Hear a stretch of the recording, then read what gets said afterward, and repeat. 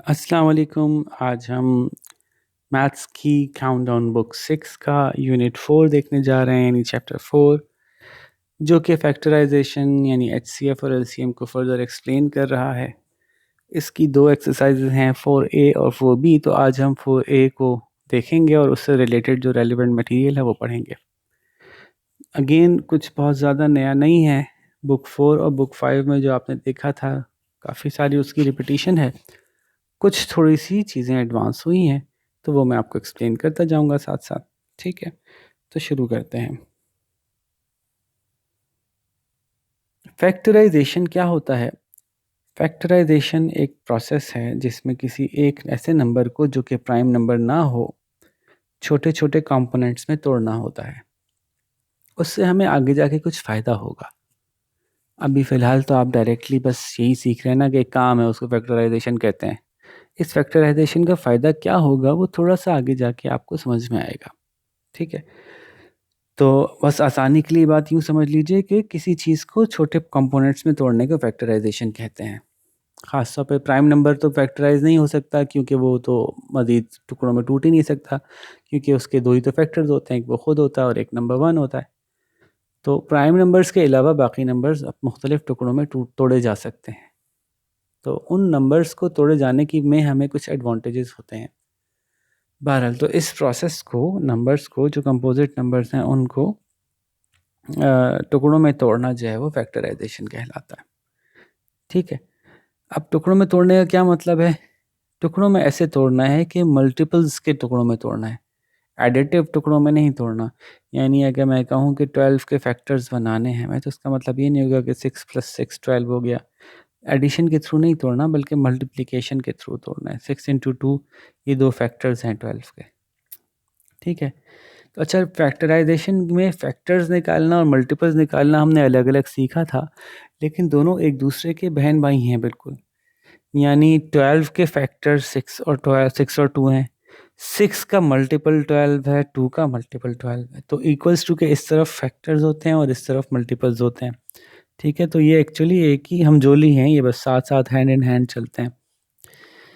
तो इसीलिए अगर आप देखेंगे ना, तो इवेंचुअली आखिरकार एचसीएफ और एलसीएम निकालने का प्रोसेस सेम हो जाता है ना। वो प्राइम फैक्टराइजेशन मेथड इवेंचुअली एक जैसा हो जाता है। बस सिर्फ फ़र्क क्या होता है कि हम किन एलिमेंट्स को सेलेक्ट करके उनको आपस में मल्टीप्लाई करते हैं तो आंसर एलसीएम निकाल लेते हैं, और कुछ एलिमेंट्स को सेलेक्ट करके मल्टीप्लाई करते हैं तो आंसर एचसीएफ निकाल लेते हैं। वो भी अभी रिमाइंड करा दूंगा मैं आपको। ठीक है, प्राइम फैक्टराइजेशन और कंपोजिट फैक्टराइजेशन के बारे में कुछ बातें बता रहे हैं, ज़रा एक नज़र जल्दी जल्दी से देख लेते हैं। 15 जो है वो 3 × 5 भी हो सकता है, इसलिए 3 और 5 15 के फैक्टर्स हैं। ठीक है, मामूली सी बात है। और उसको उल्टा करें तो यूँ बोलेंगे कि 15 जो है वो 3 और 5 का मल्टीपल है। जी बिल्कुल सही बात है। अब क्या 5 और 3 को मज़ीद छोटे टुकड़ों में तोड़ा जा सकता है? नहीं तोड़ा जा सकता, इसलिए 3 और 5 जो हैं 15 के प्राइम फैक्टर्स हैं। तो ये बात हम बुक 4 बुक 5 में पढ़ चुके हैं कि जब किसी चीज़ के ऐसे फैक्टर्स निकाले जाएँ, फॉर एग्जाम्पल 30 के फैक्टर्स निकाल रहे हैं, तो 30 को 10 से डिवाइड करके 10 3 30 होता है, तो ये प्राइम नंबर नहीं है, इसलिए ऐसे डिवाइड करने को प्राइम फैक्टराइजेशन नहीं कहेंगे। बल्कि प्राइम फैक्टराइजेशन के लिए ज़रूरी क्या होगा कि सिर्फ उन्हीं नंबर से डिवाइड किया जाए जो कि खुद एक प्राइम नंबर है। तो 30 को आप पहले हम क्या कहते हैं, सबसे छोटे प्राइम नंबर से डिवाइड करके देखें। जैसे 2 है, क्या है 2 से डिवाइड होता है? जी 2 से होता है, 2 15 ज़ा। अब फिर देखें 2 से डिवाइड होता है? नहीं, 2 से नहीं होता। 3 से देखें, हाँ 3 से होता है, तो 3 5 ज़ा। फिर देखें 2 से होता है? नहीं होता। 3 से होता है? नहीं होता। 5 से होता है? हाँ 5 से होता है, तो 5 1 ज़ा 5। तो ये सारे प्राइम नंबर्स हैं, इसीलिए इसको प्राइम फैक्टराइजेशन कहते हैं। तो 3 और 5 15 के प्राइम फैक्टर्स हैं। सही बात है। क्या 4 मल्टीप्लाई बाय 15 60 होता है? जी हाँ, 4 मल्टीप्लाई बाय 15 60 होता है। 4 और 15 60 के फैक्टर्स हैं? जी, 4 और 15 60 के फैक्टर्स हैं। क्या 64 और 15 का मल्टीपल है? जी, 64 और 15 का मल्टीपल है। लेकिन 4 खुद एक प्राइम नंबर नहीं है, क्योंकि वो मज़ीद नंबर्स में टूट सकता है। 15 खुद एक प्राइम नंबर नहीं है, मज़ीद नंबर्स में टूट सकता है। तो इसलिए 4 और 15 जो करके 60 निकाला आपने मल्टीप्लाई, तो ये 4 और 15 कंपोजिट फैक्टर है 60 के, प्राइम फैक्टर्स नहीं है। ठीक है, बस ये समझाना था आपको अलग से। तो इससे इसका क्या मतलब, इसका हल क्या होगा इसका हल ये होगा कि 4 को मजीद छोटे टुकड़ों में तोड़ा जाएगा उस वक्त तक जब तक के आंसर में प्राइम नंबर्स आना शुरू हो जाए। तो 4 इज़ 2 इंटू 2, तो इसलिए 4 की जगह 2 इंटू 2 लिखा। 15 इज़ 3 इंटू 5, उसकी जगह 3 इंटू 5 लिख दिया। अब 2 भी प्राइम है, 2 भी प्राइम है, 3 भी प्राइम है, 5 भी प्राइम है। अब ये सारे नंबर मिलके कह सकते हैं हम कि 60 के प्राइम फैक्टर्स हैं। सही है जी। तो 2, 3 and 5 are the prime factors of 60। अब बात समझ में आती है कि हाँ भाई ठीक है।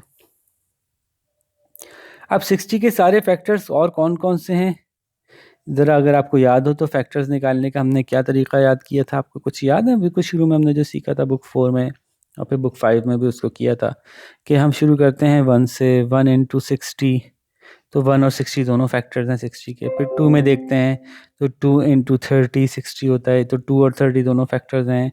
फिर 3 में देखते हैं 3 इंटू 20। फिर 4 में देखते हैं तो 4, 10, 12, 15, 4 15 ज़ा। फिर 5 में देखते हैं तो 5 12 ज़ा। फिर 6 में देखते हैं तो 6 10 ज़ा। 7 में देखते हैं 7 में नहीं आता। 8 में देखते हैं 8 में नहीं आता। 9 में देखते हैं 9 में नहीं आता। 10 में देखते हैं जी 10 66 सा होता है, लेकिन 10 ऑलरेडी यहाँ आ गया है तो अब हम मज़ीद सर्च अपनी बंद कर देंगे और ये हमारे फैक्टर्स बनेंगे। याद आया? तो फैक्टर्स ऑफ 60 क्या क्या थे? 1 था, 2 था, 3 था, ऐसे गिनते चले आएंगे। 4 था, 5 था, 6 था, 10 था, 12 था, 15 था, 20 30 60, 20 था, 30 था, 60 था। ऐसे निकाले थे फैक्टर्स। देखिए इन्होंने यहाँ पे ये बात लिखी है 1 2 3 4 5 6 10 12 15 20 एंड 30 एंड 60। इन तमाम फैक्टर्स में से 2 प्राइम नंबर है। यस, 1 तो कोई प्राइम नंबर होता है ना, कंपोजिट होता है, तो 1 तो स्पेशल नंबर है। 2 प्राइम नंबर है, यस। 3 प्राइम नंबर है, यस। 5 प्राइम नंबर है, यस। और कोई प्राइम नंबर है और कोई प्राइम नंबर नहीं है। इन सारे फैक्टर्स में से 2, 3 and 5 are prime numbers and 4, 6, 10, 12, 15, 20, 30, 60 are composite factors. तो ये 2, 3, 5 प्राइम फैक्टर्स हैं और इसको कंपोजिट फैक्टर्स हैं। इसी तरह से एक और एग्जांपल दे रहे हैं ये 70 के factors. 1 into 70, 2 into 35, 5 into 14, 7 into 10, ये सब 70 के फैक्टर्स हैं। लेकिन अगर 70 को देखा जाए तो 2 इंटू 5 इंटू 7 से 70 निकाला जा सकता है। 7 for the 35, 35 to the 70। तो अगेन आप ये देखिए कि 70 के प्राइम फैक्टर्स में से 2, 5, 7 हैं और 70 के कंपोजिट फैक्टर्स में से 10, 14, 35 और 70 हैं। फिर इन्होंने 30 का बताया, तो वही एक ही बात बार बार बताए जा रहे हैं। उम्मीद है कि यहाँ तक समझ में आ गई होगी, एक और एग्जांपल देने की ज़रूरत नहीं है कि कुछ फैक्टर्स कंपोजिट होते हैं और कुछ फैक्टर्स प्राइम होते हैं। ठीक है जी। अभी आपको ये बात याद दिला रहे हैं जो बुक 4 में पढ़ी थी आपने कि किसी भी नंबर को प्राइम नंबर से डिवाइड कर करके फैक्टराइजेशन करने को प्राइम फैक्टराइजेशन कहते हैं। The process of expressing number as a product of its prime number prime factors is known as prime factorisation.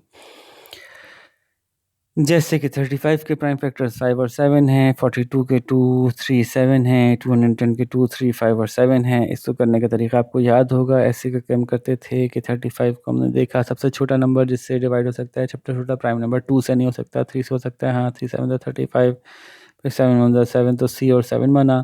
ऐसे ही 42 और 210 के हम फैक्टर्स निकाल सकते हैं। प्राइम फैक्टर्स के लिए शर्त क्या है कि डिवाइड करने के लिए जो नंबर इस्तेमाल किए जाएँ वो प्राइम ही हों। अच्छा जी, अब क्या है कि फॉर एग्जांपल 136 के प्राइम फैक्टर्स निकालते हैं, वो ये रहे। 136 सबसे छोटे प्राइम नंबर से निकालते हैं, 2 है, तो 2 6 ज़ा 12, 1 बचा, 16 हो गया, 2 8 ज़ा 16, फिर 2 से करते हैं, 2 3 ज़ा 6, 2 4 ज़ा 8, फिर 2 करते हैं, 2 17 ज़ा 14 और 17 खुद एक प्राइम नंबर है, तो हम क्या करते हैं 17 1 ज़ा 17, हम लोगों की आदत है कि 1 तक लेके आते हैं। तो 2 2 2 और 17 इसके प्राइम फैक्टर्स हैं। और कंपोजिट फैक्टर्स कौन कौन से हैं? ये वाले कंपोजिट फैक्टर्स हैं जो जो जो बाहर रह गए, जैसे कि आपका 34 कंपोजिट फैक्टर है, 68 कंपोजिट फैक्टर है। उसके अलावा और भी कंपोजिट फैक्टर्स हैं उसके, जैसे कि 4 8 और 136। लेकिन फ़िलहाल ये हमारे लिए कंसिडरेबल नहीं है, हमारे लिए इम्पोर्टेंट प्राइम फैक्टर्स ही हैं।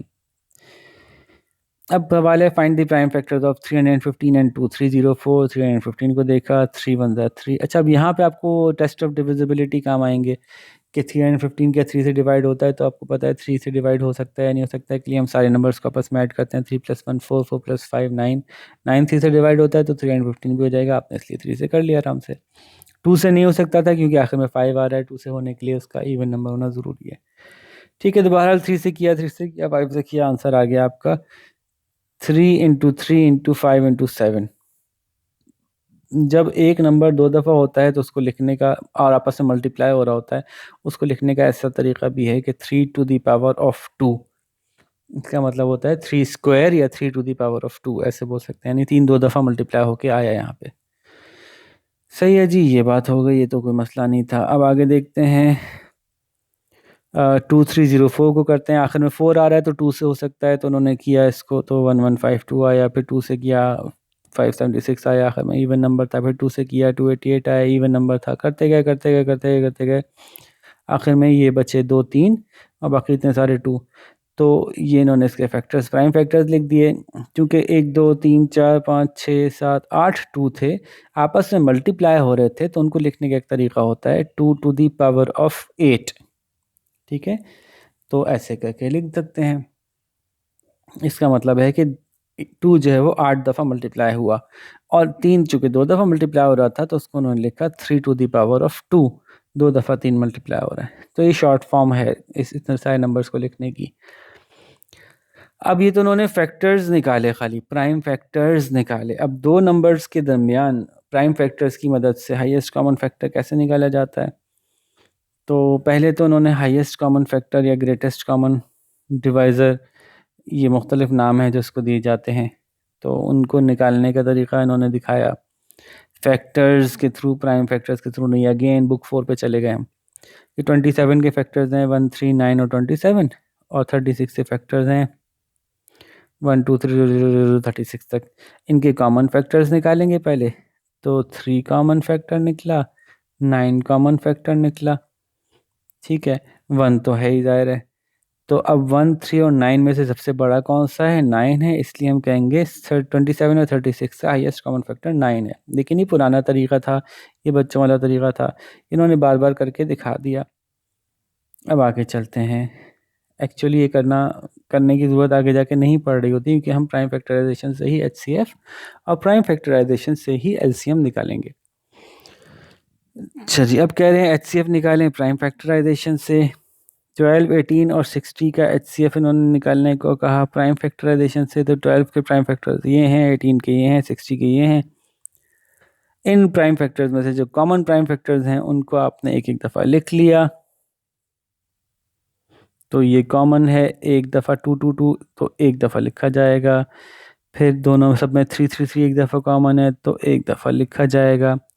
अब इन सब में कोई और चीज़ एक साथ कॉमन है, तो हमें पता है कि इनमें कोई चीज़ एक साथ कॉमन नहीं है। इसमें 2 है, इसमें 2 है लेकिन इसमें नहीं है, इसमें 3 है लेकिन इन दोनों में नहीं है, तो इसलिए बस 2 और 3 ही कॉमन निकले। HCF की बात हो रही है। HCF ऐसे ही निकाला जाएगा कि 3 एलिमेंट्स का HCF निकालना है तो चीज़ें तीनों में कॉमन होना ज़रूरी है। ठीक है, तो जो चीज़ सब में कॉमन होंगी उनको निकाल के आपस में मल्टीप्लाई करेंगे, आंसर आएगा 6। सही है ना? ऐसा लग रहा है मैं बुक 4 पढ़ा रहा हूँ, दोबारा से शुरू कर दिया हमने बुक 4 पढ़ना। अब आगे चलते हैं। HCF ऑफ 54 108 और 144 निकालना है। तो देखें, फिर ये तरीका इन्होंने किया। 154 के को कैल्शियम निकाला, 2333 फैक्टराइजेशन की, सॉरी 2333 आया। उसको 3 दफ़ा 3 था तो उसको उन्होंने ऐसे लिख दिया, मैं समझा चुका हूँ पीछे। 108 का 22333 आया, ये 2 दफ़ा था, ये 3 दफ़ा था। 144 का 222233 आया। ठीक है, तो अब इन्होंने क्या किया, जो कॉमन है उनको निकाल लिया। अगर मैं आपको पुराने तरीके से लिख के दिखाऊं तो 2 × 3 × 3 × 3 था इसका, इसका था 2 × 2 × 3 × 3 × 3, और इसका 2 × 2 × 2 × 2 × 3 × 3 था। कॉमन क्या निकला? एक ये 2 कॉमन आ गया। ठीक है, अब इसमें 2 नहीं है दोबारा, तो अब ये सारे 2 बेकार हो गए ना, ये 2 सारे बेकार हो गए, इनकी ज़रूरत नहीं पड़ी। फिर सब में एक 3 कॉमन था, वो ये वाला कॉमन निकाल लेते हैं आसानी के लिए। क्या एक और दफ़ा 3 कॉमन है? हाँ, एक और दफ़ा 3 कॉमन है, ये देखें एक और दफ़ा 3 सब में आ रहा है। क्या अब एक और दफ़ा 3 सब में आ रहा है? नहीं, अब इसमें मज़ीद कोई 3 नहीं है, हालांकि इसमें 3 है और इसमें 3 है। तो एक दफ़ा 2, एक दफ़ा 3 और एक दफ़ा 3, तो ये बना 2 इंटू 3 इंटू 3, तो 3 3 ज़ा 9, 9 2 ज़ा 18, आंसर आ गया हमारा। इसी को इन्होंने यहाँ पे ऐसे निकाल दिया कि कॉमन निकला जनाब आपका एक दफ़ा 2, दो दफ़ा 3, तो आंसर 18 आ गया। सही है जी। अब ये notation to the power of करके इसलिए दे रहे हैं ताकि आपको देखने की आदत हो जाए कि हाँ ऐसे लिखा जा सकता है, किसी चीज़ को कोई मसला नहीं है। HCF by long division method ये आमतौर पे यूज़ नहीं होगा आगे जाके, लेकिन फिर भी ये चूँकि बुक 5 में भी समझा चुके हैं, तो बुक 6 में भी इसको कैरी किया है इन्होंने कि इसको आप आगे दोबारा एक दफ़ा करें, करके देख लेते हैं जी।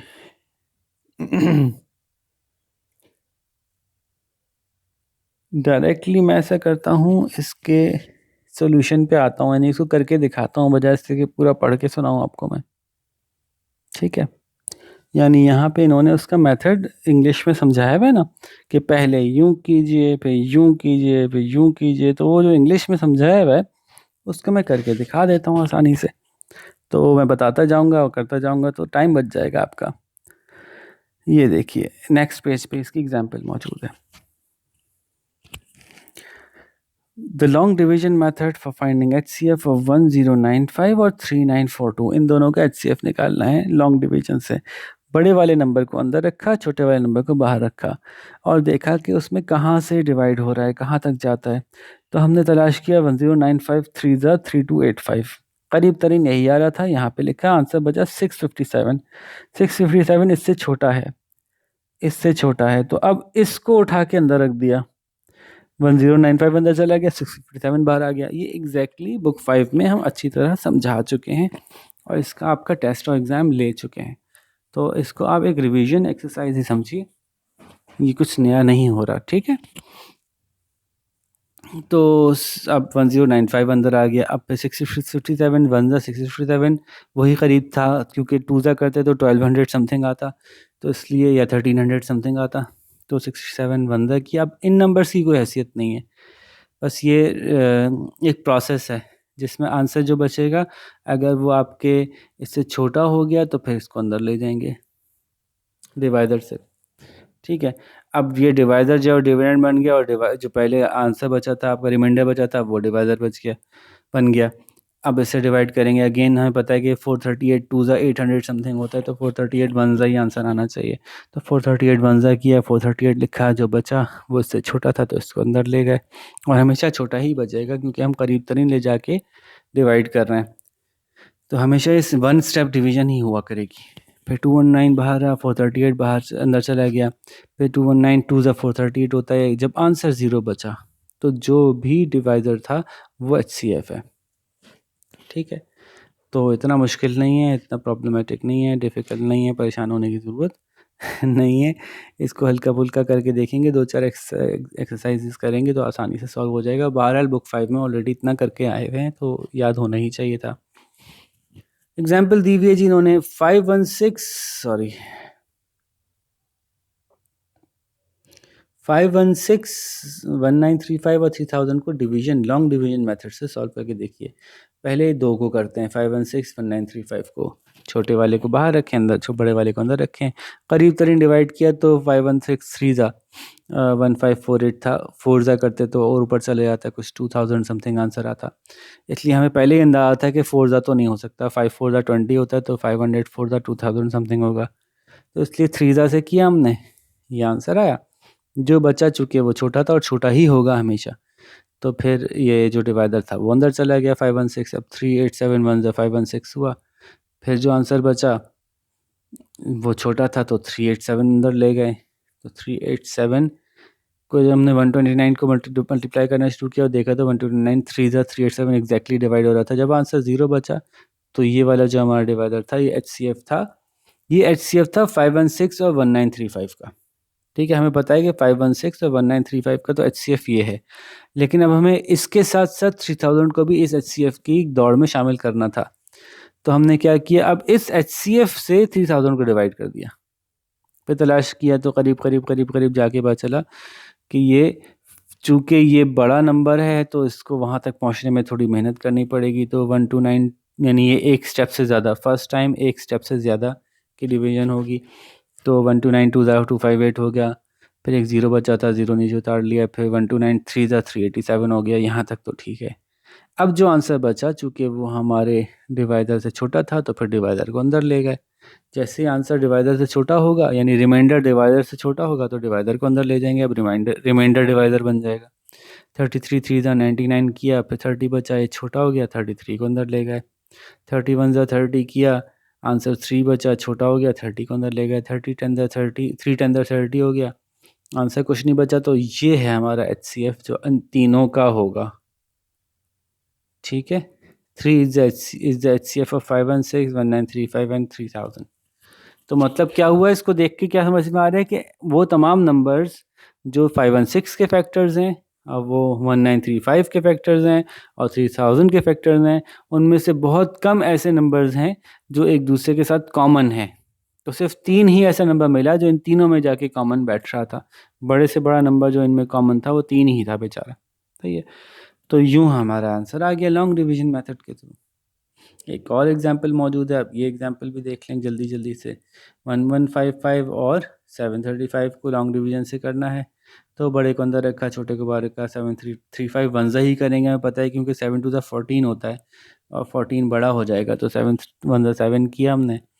420 आंसर बचा, 420 को रिमाइंडर बचा, फिर 420 को बाहर रख के 735 को अंदर ले गए। फिर 421 ज़ा ही करना पड़ा, क्योंकि अगेन मुझे पता है कि 422 ज़ा करूँगा तो समझे 840 आंसर आएगा, जो कि इससे बड़ा हो जाएगा, इसलिए ज़्यादा सोचा ही नहीं, बस 1 ज़ा लिखा, 420 लिखा, कर दिया। फिर पता है मुझे कि इसको 4 2 ज़ा नहीं कर सकता मैं, क्योंकि 3 2 ज़ा 6 होता है, जबकि अंदर 4 है। तो 315 1 ज़ा किया मैंने, फिर आंसर देखा। अब ये कुछ फ़र्क पड़ रहा है, ये 100 है, ये 300 है, तो ज़रा मल्टीप्लाई करके देखते हैं। तो पता चला कि 105 3 ज़ा 315 होता है, पूरा पूरा डिवाइड हो जाता है। इस वजह से ये हमारा HCF आ गया।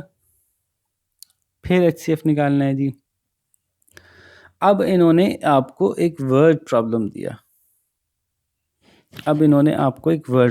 और ये वर्ड प्रॉब्लम ही बस एक मसला है इस पूरी बुक में ना। इस पूरी बुक के अंदर सिर्फ ये एक सवाल है, ये एक टाइप ऑफ क्वेश्चंस हैं, HCF और LCM के वर्ड प्रॉब्लम्स, जिसमें बच्चों को मसला आता है। बाकी इस पूरी बुक में कहीं कोई भी सवाल मुश्किल नहीं है। ठीक है, तो इसलिए इस पर ज़रा ठीक से ध्यान से समझ लीजिएगा। मैं फिर आपको समझाऊं, पूरी बुक 6 के अंदर कोई भी टॉपिक ऐसा मुश्किल नहीं है, सिर्फ ये वर्ड प्रॉब्लम्स थोड़े से कंफ्यूज करते हैं बच्चों को। ये वाले HCF LCM के वर्ड प्रॉब्लम्स बच्चों को कंफ्यूज करते हैं, इसलिए ज़रा इसको थोड़ा सा ज़्यादा ध्यान से समझ लीजिएगा। एग्जाम्पल भी अच्छे से समझाने की कोशिश करूँगा, और जब ये क्वेश्चन पूछे जाएंगे तब भी अच्छे से समझाने की कोशिश करूँगा। ठीक है, तो उम्मीद है फिर आपका ये मसला हल हो जाएगा। बाकी तो बुक 6 में कुछ भी मुश्किल नहीं था। क्वेश्चन क्या है एग्जाम्पल में, find the greatest measure of tape which can be use to measure exactly 360 centimetre and 840 centimetre. एक टेप मेजर चाहिए आपको, जो फॉर एग्जाम्पल मेरे पास एक बड़ा सा कमरा है। ठीक है, एक कमरा है, उस कमरे की लंबाई जो है वो 840 है, उस कमरे की चौड़ाई 360 है। मुझे एक ऐसा टेप चाहिए है जिसको मैं नापूं तो ये पूरा पूरा आ जाए, आखिर में कुछ टेप का टुकड़ा बचे नहीं। लेकिन वो ऐसा टेप का टुकड़ा होना चाहिए कि फिर जब मैं उससे ये वाली साइड नापूं तो ये भी पूरी पूरी नापे, कुछ टेप का टुकड़ा बचे नहीं। ठीक है, ये है सवाल असल में। Find the greatest length of major of tape, एक टेप के टुकड़े का ऐसी लंबाई बताइए जिसकी मदद से एग्जैक्टली 360 भी नापा जा सके और 840 भी। अब मैं आपको इसको आसान करके बताता हूँ। मैं हमेशा अपने स्टूडेंट्स से कहता हूँ कि जब बड़े बड़े नंबर्स के सवाल आते हैं, उनको समझने के लिए उनके नंबर्स को छोटा कर लें तो बहुत आसानी से समझ में आ जाते हैं। फॉर एग्जांपल, एक कमरे की लंबाई है 15 और 5, ये एक कमरे की लंबाई है। अब बताइए, मुझे एक ऐसा तरीका बताइए, एक ऐसे टेप की लंबाई बताइए कि जिसकी मदद से मैं इसको भी नाप सकूं पूरा पूरा और इसको भी।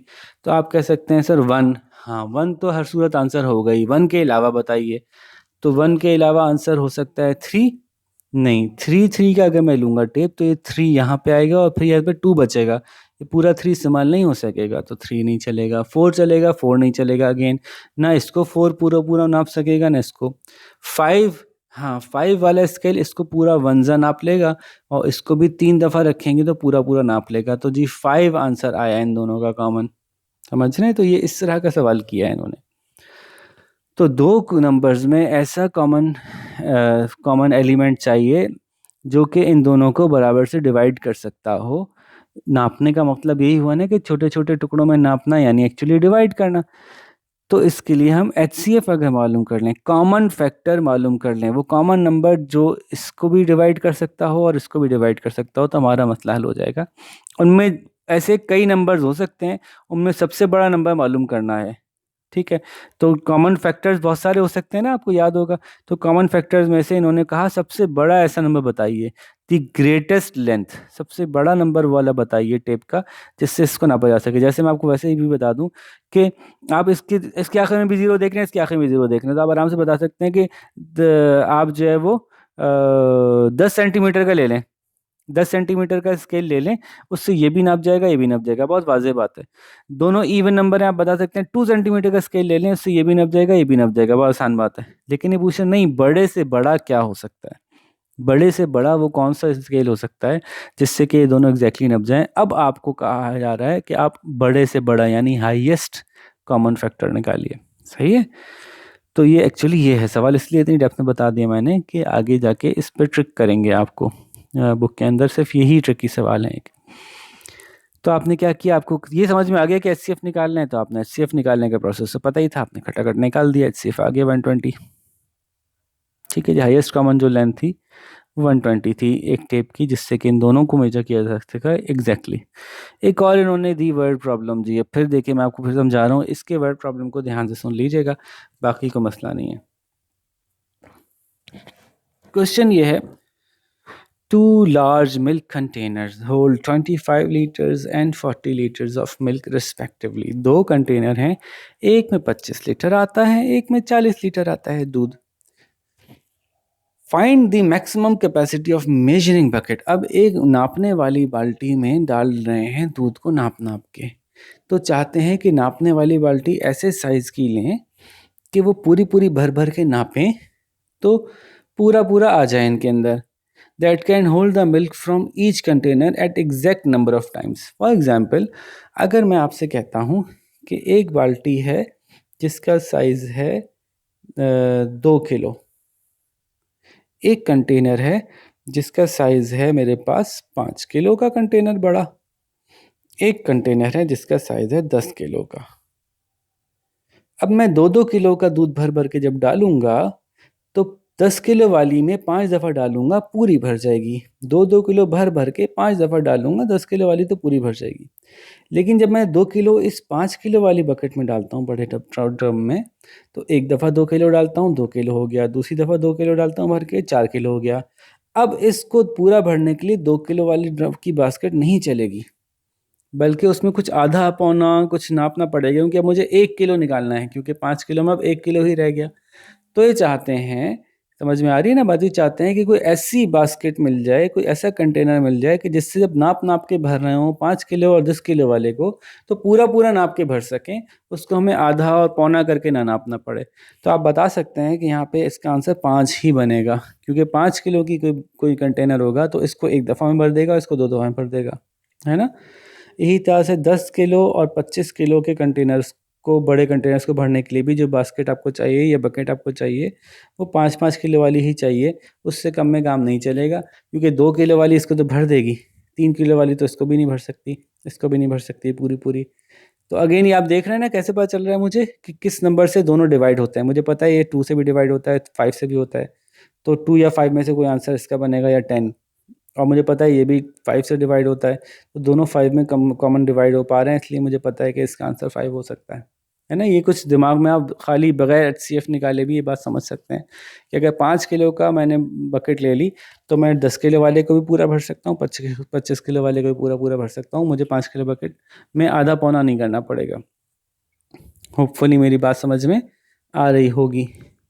अब इस सारी इंफॉर्मेशन के साथ इस सवाल को समझने की कोशिश करते हैं। अक्सर टीचर्स जो मैंने देखा वो जो गड़बड़ कर रहे हैं वो क्या करते हैं, वर्ड प्रॉब्लम देखते हैं, बच्चों से कहते हैं बेटा ये एचसीएफ का सवाल है कर लो मतलब एचसीएफ का सवाल है कर लो, तो सवाल समझना तो ज़रूरी है ना कि कहना क्या चाह रहे हैं और क्यों ये एचसीएफ का सवाल बन गया। ये एचसीएफ का सवाल क्यों बना? क्योंकि 25 लीटर्स मुख्तलिफ नंबर से डिवाइड हो सकता है।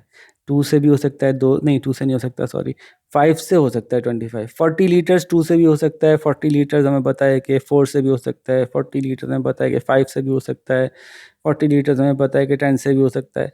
तो 2-2 किलो के वो बकेट से भरेंगे तब भी 40 लीटर एग्जैक्ट भर जाएगा, 20 दफ़ा भरना पड़ेगा।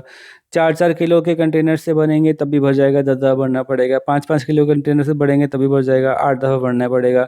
8-8 किलो के कंटेनर से भरेंगे तभी भर जाएगा, 5 दफ़ा भरना पड़ेगा। 10-10 किलो के कंटेनर से भरेंगे तो 40 लीटर्स का कंटेनर तो बड़े आराम से कई मुख्तलिफ छोटे कंटेनर से भर सकता है। लेकिन अगर मैंने 2 किलो वाली एक नापने वाली बकेट ले ली और 2-2 किलो का कि अपने 40 किलो को नाप के भर रहा था मैं, 25 किलो वाला नहीं भर सकूंगा मैं उससे, क्योंकि 2 किलो 2 किलो 2 किलो करते करते मैं 24 किलो तक पहुंच जाऊंगा, फिर 1 किलो का हिस्सा रह जाएगा। अब 1 किलो नापने के लिए मुझे कोई और कंटेनर चाहिए। तो इसलिए कह रहे हैं कि कोई ऐसा कंटेनर बताओ जिससे 25 किलो वाली बाल्टी पूरी भर लें और 40 वाली भर लें। ठीक है, तो इसके लिए हमें क्या करना पड़ेगा, 25 के फैक्टर्स देखने पड़ेंगे और 40 के फैक्टर्स देखने पड़ेंगे और उनमें से जो कॉमन आ रहे होंगे पहले तो वो देखेंगे। इत्तेफाक से दोनों में से कॉमन कौन सा आ रहा है, 5 ही आ रहा है। देखिए मैं आपको विजुअली दिखा रहा हूँ कि ये सारे तरीके हैं 40 किलो वाली को भरने के और ये तरीके हैं 25 किलो वाली को भरने के, यानी 5 ही किलो से भरी जा सकती है वो, उससे ऊपर उससे नीचे वाले से नहीं भरी जा सकती, 10 किलो वाले से नहीं भरी जा सकती। या तो 25 किलो का कंटेनर निकालो या फिर 5-5 किलो के कंटेनर लो, यही दो ऑप्शंस हैं। तो ऐसी सूरत में हमें पता है कि इसके लिए तो 5 किलो वाला ही चाहिए, तो क्या ये इसमें भी कोई 5 किलो वाले का ऑप्शन मिल रहा है? जी मिल रहा है, तो इसका मतलब है कि कॉमनली 5 ही आंसर आएगा। अब देखते हैं इनका प्रोसेस। चूंकि ये फैक्टर्स हैं और ये भी फैक्टर्स हैं, इन दोनों के फैक्टर्स का कॉमन निकालना है और कॉमन निकाल के जो सब बड़े से बड़ा नंबर आ सकता है वो बताना है। इसलिए पता चला हमें कि एचसीएफ का सवाल है, क्योंकि सवाल में कह रहे हैं maximum capacity of measuring bucket, यानी हाईएस्ट मेजरिंग बकेट का साइज। तो highest common measuring bucket, highest common factor, ऐसे बनाइए एचसीएफ का सवाल। तो उन्होंने डिवीजन मेथड से सॉल्व किया। आप ऐसे करके भी कर सकते थे, ये वाला जो तरीका था ऐसे करके भी कर सकते हैं। आंसर बाहर इवेंचुअली 5 ही आना था, वो हमने डायरेक्ट विजुअली भी देख लिया कि हाँ 5 ही आ रहा है। ठीक है भाई, तो अब चलते हैं इसके एक्सरसाइज की तरफ।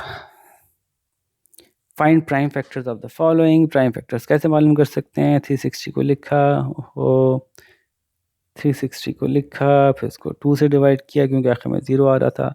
थोड़ी जगह ज़्यादा चाहिए होगी ताकि मैं साफ साफ आपको दिखा सकूं। कहाँ लिखूं जी? यहाँ लिख लेते हैं, सवाल है 360, यहाँ लिख लेते हैं। 360 को लिखा, 2 से किया तो 2 1 जा 2 बचा, 2 8 जा 16, ये 0 आ गया। फिर 2 से क्या आखिर में 0 था, 0 इवन नंबर है इसलिए इवन आता है 0 के आखिर में, वो इवन के आखिर में 0 आता है। 2 9 जा 18, 0 बचा, फिर इवन है 2 से हो जाएगा 2 45 जा 90। अब इवन नहीं रहा तो 3 से करके देखते हैं, चूँकि 4 + 5 9 होता है और 9 3 से डिवाइड हो जाता है, इसलिए ये नंबर भी 3 से डिवाइड हो जाएगा। 3 1 जा 3, 3 5 जा 15, 3 15 जा 45।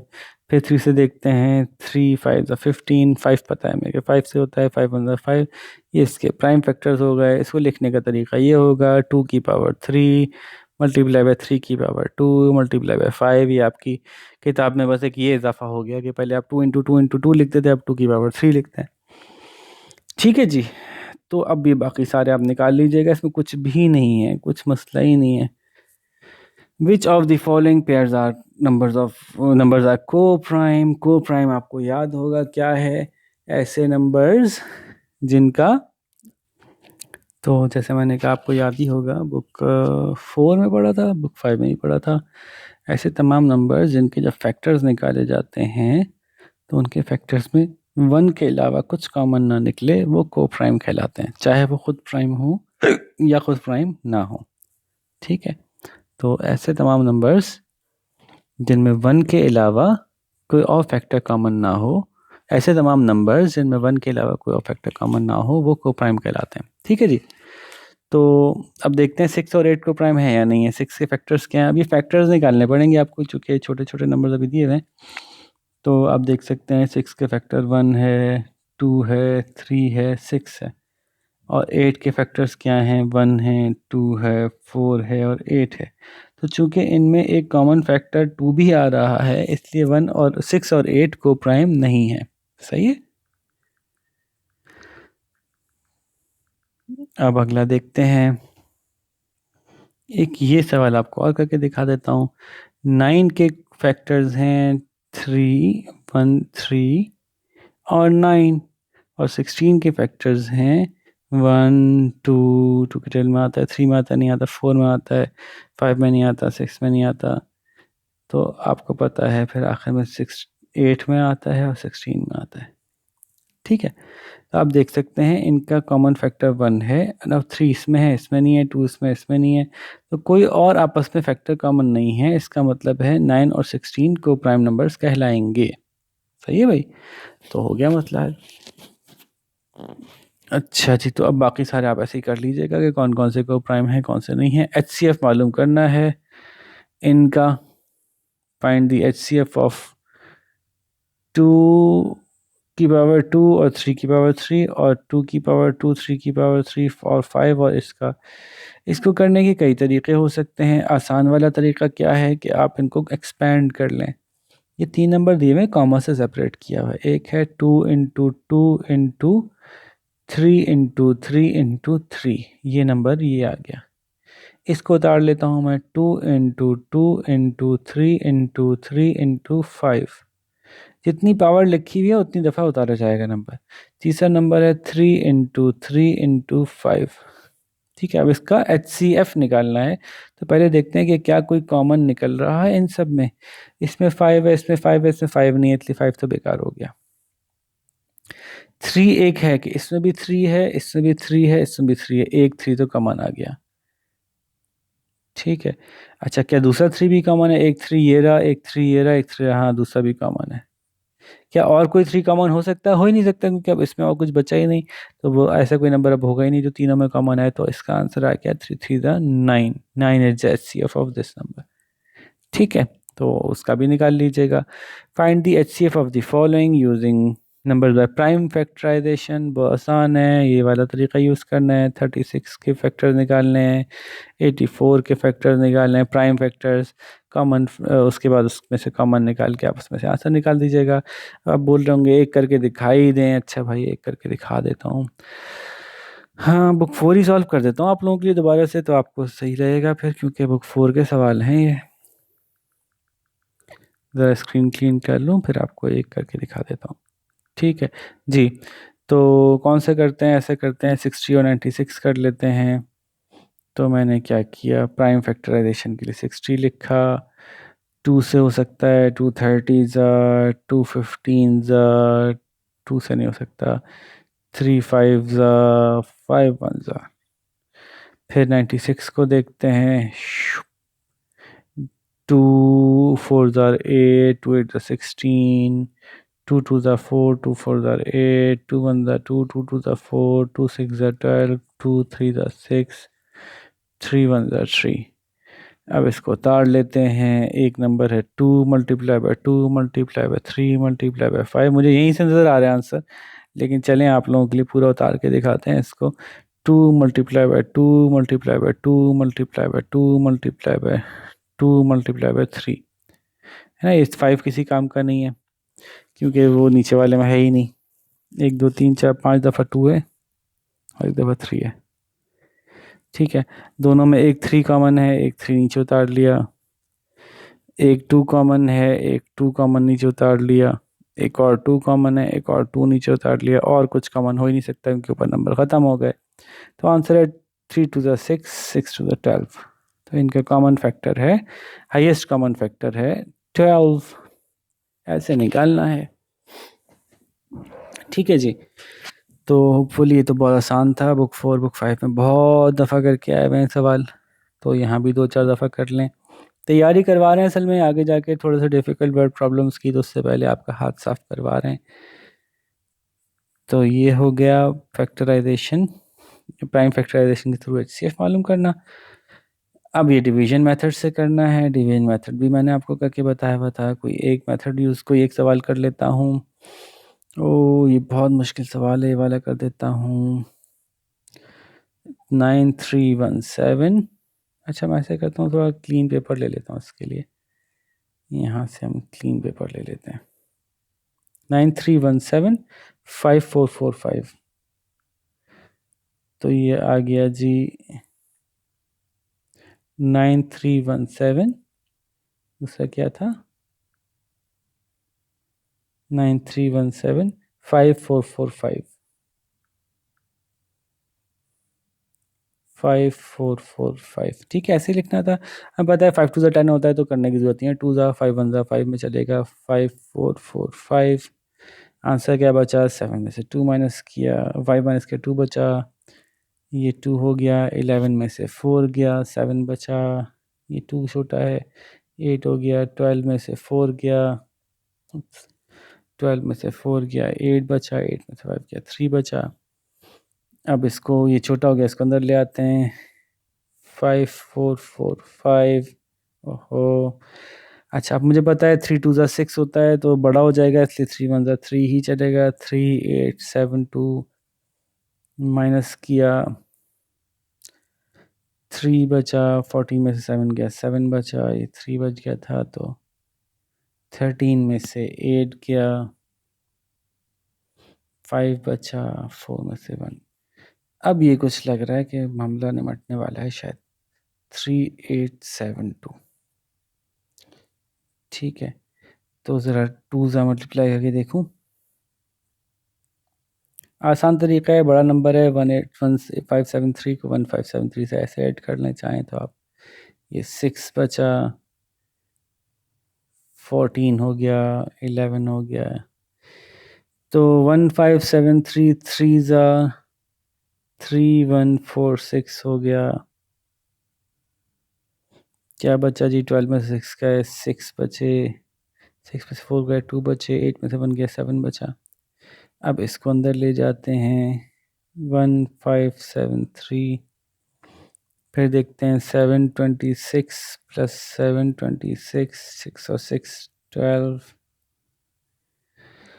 ये बन गया 5, ये बन गया 14। तो ये 2 ज़ा 3 ज़ा क्यों नहीं कर रहा है? क्योंकि पहले इतना करीब आ गया। 3 ज़ा करेंगे तो उससे बड़ा हो जाएगा आंसर, है ना।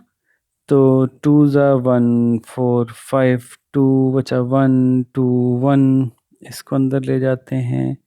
726। अब मुझे पता है कि इसको 1 ज़ा 2 ज़ा करने का फ़ायदा नहीं है। 121 2 ज़ा तो 442 हो जाए, 242 हो जाएगा। तो इसको कोई 6 ज़ा या 7 ज़ा करके देखता हूँ। तो इसलिए पहले 6 ज़ा करके देखता हूँ। 121 इंटू 6, 6 1 ज़ा 6, 6 2 ज़ा 12, 6 1 ज़ा 6 प्लस 1 7। लो देखा कितना अच्छा गैस है। तो 121 6 ज़ार 726। लो भाई बात यहाँ ख़त्म हुई। तो HCF ऑफ 5445 एंड क्या था 929317, 9317 इज 121। ठीक है भाई। लो भाई ये काम तो हमारा हो गया क्लियर। ये सवाल भी मैंने आपको करके दिखा दिया। अब आ गया जी वर्ड प्रॉब्लम, जिसका असल में मसला था, जहां आप लोग फंसते हैं सारे। Find the greatest number with divides. अब जब ग्रेटेस्ट आ गया पता चल गया हाईएस्ट कॉमन फैक्टर हो सकता है, और डिवाइड्स का लफ्ज आ गया फैक्टर का। Factor is dividing is getting taking factors. ठीक है, तो फैक्टर्स और HCF आ रहा है, वो यहाँ से पता चल गया मुझे। 235 2300 का फैक्टर मालूम करना है। लेकिन जो अब इन्होंने ट्रिक की है, मज़े की बात ये है कि एग्जाम्पल में कहीं नहीं समझाया कि ये क्या किया इन्होंने। तो इसलिए बच्चे जो हैं वो यहाँ कंफ्यूज हो जाते हैं कि ये क्या हो गया, ये क्या पूछ रहे हैं, ये कैसे बात आ गई। ये कह रहे हैं कि कोई ऐसा नंबर तलाश करें कि जब उस नंबर से 23500 को डिवाइड करें तो 32 बचता हो, और 3500 को डिवाइड करें तो 56 बचता हो। तो ये कैसे पता चलेगा? ये है अब एक मज़ेदार सा काम। तो अब ये सवाल समझने के लिए पहले आपको ये बात समझनी पड़ेगी कि कहना क्या चाह रहे हैं। जब कोई भी नंबर किसी दूसरे नंबर का फैक्टर होता है, for example 3 is a factor of 12, जी हमें पता है 3 की टेबल में 12 आता है, तो 3 12 को पूरा पूरा डिवाइड कर देता है और कुछ रिमाइंडर नहीं बचता। इसका मतलब है जब कि कहना चाह रहे हैं कि एक ऐसा नंबर हो जो जब 2300 को डिवाइड करे तो 32 रिमाइंडर बच जाए, और जब वो 3500 को डिवाइड करे तो 56 रिमाइंडर बच जाए। तो एक्चुअली आप यूँ सोचें, ये ट्रिक क्यों किया इन्होंने आपको, कि एक्चुअली इनको इसका एचसीएफ नहीं चाहिए। एचसीएफ चाहिए होगा अगर इन दोनों का, तो इनका कोई रिमाइंडर नहीं बचेगा। एचसीएफ तो फैक्टर होता है, हाईएस्ट कॉमन फैक्टर, और फैक्टर से जब कोई नंबर डिवाइड होता है तो पूरा पूरा डिवाइड होता है, कुछ भी नहीं बचता। तो इनको इन दोनों का फैक्टर या एचसीएफ नहीं निकालना, बल्कि ये कह रहे हैं कि बचना चाहिए ये और ये इन दोनों में से। तो एक्चुअली इनको क्या करना है, इनको 23 में से ये कम करके रखते हैं। हम ज़रा देखें, 23 में से 32 माइनस करें तो कितने बनते हैं 2300 में से, तो 2300 माइनस 32 इज़ 2268, और 3500 में से 56 को माइनस करें तो क्या बचते हैं 3444। एक्चुअली इनको इन दोनों का एचसीएफ मालूम करना है। ठीक है, ये बात ज़रा समझने की कोशिश करें कि अगर वो कह रहे हैं ऐसा नंबर हो जो 2300 को डिवाइड करे तो ये बच जाए, तो 2300 में से माइनस कर दो, और 3500 को जब वो नंबर डिवाइड करे तो ये बच जाए, तो वो नंबर मालूम करने के लिए 3500 में से माइनस कर दो। देखो इसको पूरा पूरा डिवाइड कर देता है कि नहीं करता। अब इसकी मैं एक और एग्जांपल आपको समझाता हूँ कि मैं कहता हूँ कि मुझे एक ऐसा नंबर चाहिए है जो 35 को डिवाइड करे, बल्कि 35 नहीं, सॉरी, 37 को डिवाइड करे और 2 बचे। एक नंबर है जो 37 को पूरा पूरा डिवाइड कर दे और 2 बचे। तो भाई 37 को पूरा पूरा डिवाइड करके 2 बचाना है ना आखिर में, तो पहले से इसमें से 2 माइनस करो, पहले इसको कर दो 35। ऐसा नंबर ढूंढो जो 35 को पूरा पूरा डिवाइड कर दे। इसमें से चूंकि हम पहले ही 2 माइनस कर चुके हैं, तो फॉर एग्जाम्पल 7 5 35 होता है। तो अब जब 7 5 35 होता है, तो अब हमें पता है कि 7 ने तो 35 को पूरा डिवाइड कर दिया, और 37 को करेगा तो लाजमी 2 बच जाएगा।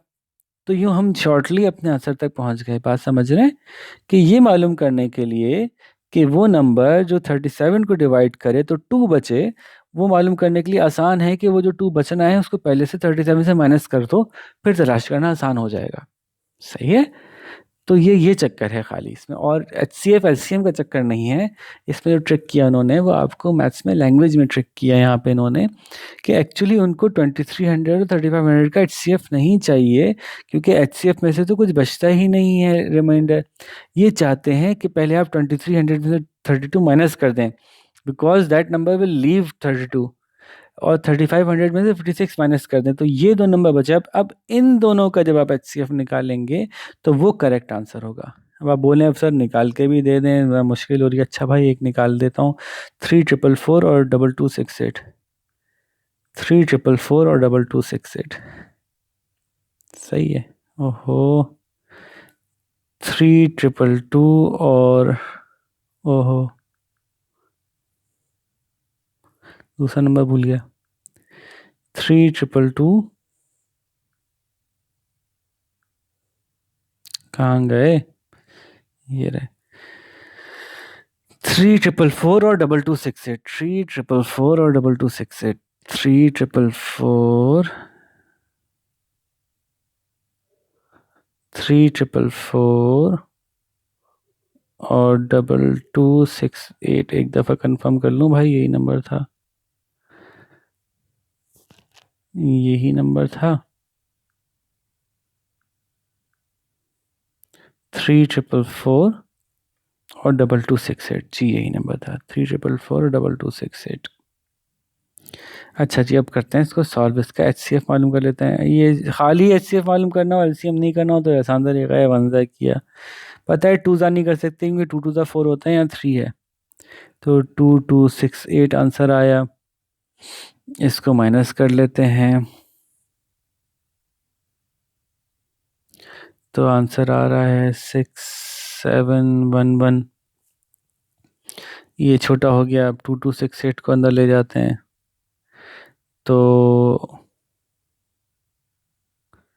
हमें पता है 1 हो जाएगा 1176। इसको माइनस करेंगे तो ये बचेगा 1092। फिर इसको अंदर ले जाते हैं 1176। इसको 1 करते हैं तो 1092 होता है। इसको माइनस करते हैं 84 बचता है। अब 84 को 1092 को अंदर ले जाते हैं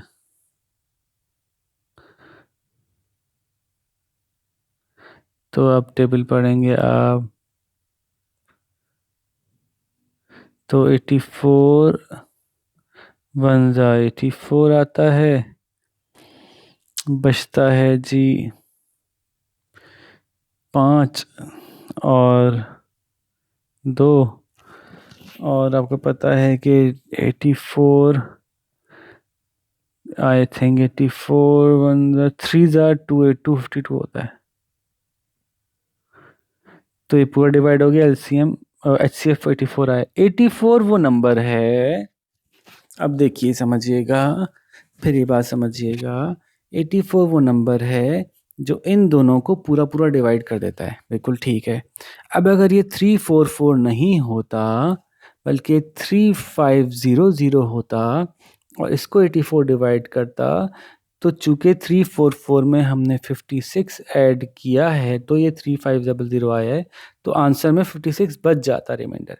करके देख लें चाहें तो आप, ठीक है। तो इसका मतलब है हम सही नंबर तक पहुंच गए। इसी तरह से 84 इसको पूरा पूरा डिवाइड करता है। इसका मतलब अगर इसमें आप 32 ऐड कर लेते हैं, यानी एक्चुअल नंबर बना देते हैं 2300 जो असल नंबर था, तो 2300 को जब 84 डिवाइड करेगा तो उसमें 32 बचेगा। ठीक है। तो to be precise, to be short, अपनी लंबी सी बातों को हम शॉर्ट करते हैं। जब ऐसा कोई सवाल आए कि वो कहें कि ऐसा HCF चाहिए जो बच रहा हो, ये कोई नंबर उसमें से बच रहा हो, तो आपको फ़ौरन समझ जाना चाहिए कि भाई HCF में से तो कोई नंबर बचता ही नहीं है। तो अगर ये बचने की बात कर रहे हैं तो उसको पहले ही माइनस कर दो और फिर HCF निकालो, तो हमारा सही आंसर आएगा। ठीक है। अब होपफुली ये सबसे मुश्किल सवाल इस किताब का था। इस पूरी किताब का सबसे मुश्किल सवाल जो बच्चों को लगता है, मैं अपनी बात नहीं कर रहा, बच्चों को जो लगता है सबसे मुश्किल ये सवाल लगता है, इसकी की मैंने आपको समझा दी कि ये ऐसे सॉल्व होगा। सही है भाई। अब देखते हैं कि अगले सवाल में क्या पूछ रहे हैं। इसकी वजह से वीडियो इतनी लंबी हो जाती है।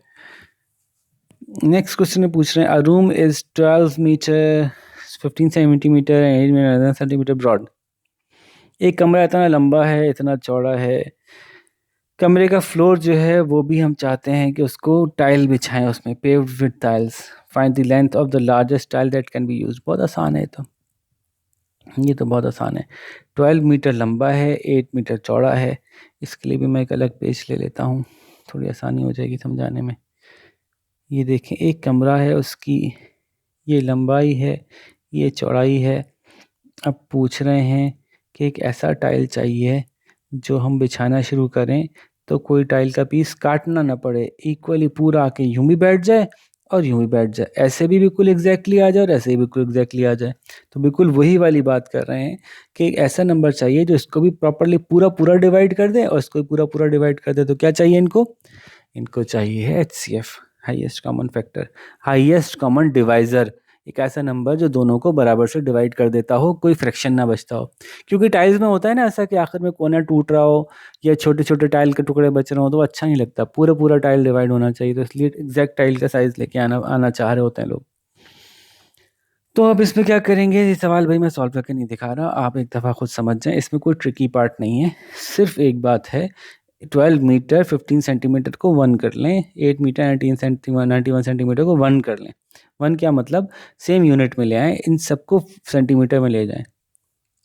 तो 12 मीटर को सेंटीमीटर में करने के लिए 100 से मल्टीप्लाई करते हैं, तो ये हो गया 120 सेंटीमीटर और ये 15 सेंटीमीटर पहले ही था। तो ये बन गया 135 सेंटीमीटर। और 8 मीटर 91 सेंटीमीटर को करने के लिए क्या करेंगे, ये 800 सॉरी ये 100 से मल्टीप्लाई किया 120 नहीं हुआ, ये 1200 हो गया। तो ये 1200 मीटर था, 15 मीटर था, तो 1215 आंसर आएगा। ठीक है, सॉरी सॉरी सॉरी, सही वक्त पे याद आ गया, इतना आखिर में जाके पता चलता तो जवाब ही गलत आ जाता। 12 मीटर को सेंटीमीटर में करने के लिए 100 से मल्टीप्लाई करेंगे ना भाई, तो 2 0 लगेंगे, 1200, उसमें 15 जमा करेंगे तो ये 1215 होगा इसका आंसर। ठीक है, और ये हो जाएगा 800 + 91, तो 891 हो जाएगा। तो करना क्या है, 1215 और 891 का HCF मालूम करना है। इसमें क्या मसला है, अब बोलेंगे करके दिखाओ। 891, अब यहाँ से माइनस करते जाएं, आंसर जो आंसर बचेगा वो उसका आंसर होगा सेंटीमीटर में। तो आपको बता देंगे इतने सेंटीमीटर का आपको जो है वो चाहिए टाइल जो कि इस्तेमाल किया जाएगा। सही है, स्क्वायर टाइल है तो इतने सेंटीमीटर लंबाई, इतने सेंटीमीटर चौड़ाई, सेम लंबाई सेम चौड़ाई उसकी होगी। तो इस लंबाई इस चौड़ाई का टाइल आपको चाहिए, जो लेंथ आपको हासिल होगी वो इसकी लंबाई होगी, वो इसकी चौड़ाई होगी, निकालने आसान है। लास्ट क्वेश्चन है, find two numbers between 100 and 150 with HCF of 24। ये बड़ा अच्छा सवाल है, ट्रिकी लैंग्वेज, ट्रिकी है, सवाल मुश्किल नहीं है बच्चों, लैंग्वेज ट्रिकी होती है। वर्ड प्रॉब्लम में सिर्फ ये फंसाते हैं आपको, वर्ड प्रॉब्लम की लैंग्वेज ट्रिकी होती है, उसमें क्वेश्चन मुश्किल नहीं होता। ठीक है, तो अभी करके देखते हैं, 1 सेकंड में थोड़ा सा पेज क्लीन कर लें, फिर ये करते हैं। अच्छा जी, तो आपको दो नंबर चाहिए जो 100 और 150 के दरमियान हो, जिनका HCF 24 है। अब ये कैसे मालूम होंगे, तो देखें 100 और 150 के दरमियान ऐसे नंबर्स चाहिए जिनका HCF 24 हो। तो ये गौर से देखें कि जो भी नंबर होता है, जब कोई चीज़ का, जब दो नंबर्स का HCF निकाला जाता है, या HCF की बात भी ना करें आप, सिर्फ फैक्टर ही निकाला जाता है जब दो नंबर्स का या किसी भी नंबर का, तो वो नंबर उन फैक्टर्स का मल्टीपल होता है। जैसे कि मैं यहाँ से समझाता हूँ आपको, कि मैं कहूँ कि फॉर एग्ज़ाम्पल आप निकालें 24 के फैक्टर्स, और 24 के फैक्टर्स निकालें कहाँ कहाँ तक, 10 और 20 के दरमियान। ठीक है, तो आप 24 का एक फैक्टर है 2, एक फैक्टर है 3, एक फैक्टर है 4, एक फैक्टर है 6, एक फैक्टर है 12, एक फैक्टर है 8, एक फैक्टर है 12, एक फैक्टर है 24। ये सब नंबर्स का मल्टीपल 24 है ना। ये सब नंबर किसी ना किसी नंबर से मल्टीप्लाई होकर 24 प्रोड्यूस करते हैं। इनमें कौन सा नंबर है जो 10 और 20 के दरमियान है, वो 12 है। ठीक है, इसी तरह से अगर मैं आपसे कह रहा हूँ कि ऐसी मुझे नंबर्स चाहिए हैं, मुझे ऐसे नंबर्स चाहिए हैं जो कि 100 और 150 के दरमियान हो और उनका HCF 24 हो, तो लाजमी 24 के टेबल में वो नंबर आते होंगे। जब HCF हाईएस्ट कॉमन क्या है, फैक्टर है, जब भी कोई फैक्टर होता है तो लाजमी उसके टेबल में वो नंबर आ रहा होता है। जैसे मैंने कहा कि जी, यहाँ मैंने समझा रहा था ना आपको, ये सॉरी यहाँ समझा रहा था, जब मैंने कहा कि 24 के फैक्टर्स हैं तो लाजमी इनके टेबल में 24 आता है। तो अब अगर 100 और 150 के दरमियान में कुछ ऐसे नंबर्स हैं जिनका फैक्टर 24 है, तो लाजमी 24 के टेबल में वो नंबर आते होंगे। तो करना क्या है, 24 का टेबल पढ़ते हैं, 24 1 ज़ार 24, 24 2 ज़ार 48। अब इसको मल्टीप्लाई करते जाएं या 24 ऐड करते जाएं, 24 3 ज़ार 72, 24 4 ज़ार 96। ये सारे नंबर 100 से छोटे हैं, इन सब नंबर्स का फैक्टर 24 है। ठीक है, फिर 24 5 ज़ार 120, फिर 24 6 ज़ार 144, फिर 24 7 ज़ार 168। अब ये देखिए हमें कहाँ से 100 और 150 के बीच में चाहिए था, तो 100 और 150 के बीच में ये दो नंबर ऐसे हैं जो 24 से डिवाइड हो सकते हैं। यही दो नंबर खाली ऐसे हैं जो 24 से पूरा पूरा डिवाइड हो सकते हैं। इसका मतलब है इनकी मुराद यही दो नंबर्स हैं। 120 और 144 वो दो नंबर्स हैं जो 100 और 150 के बीच में आते हैं और 24 से पूरे पूरे डिवाइड होते हैं। तो 24 इनका फैक्टर है। तो क्या 24 इनका कॉमन फैक्टर है? यकीनन, जब ये भी 24 से डिवाइड हो रहा है, ये भी 24 से डिवाइड हो रहा है, तो 24 ही इनका कॉमन फैक्टर है। ठीक है, और क्या 24 ही इनका हाईएस्ट कॉमन फैक्टर है? तो आप तलाश करके देख लीजिए। अगर आप निकालना चाहें 144 और 120 को, अब आपको क्या करना चाहिए?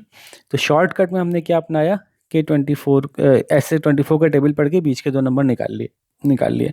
अब उसका प्रूफ देने के लिए हम क्या करेंगे कि 144 और 120 का HCF निकालेंगे। तो 121 से 120 क्या बचा, 4 और 2 और 120 अंदर ले गया, तो 124 5 ज़ा 120 जी।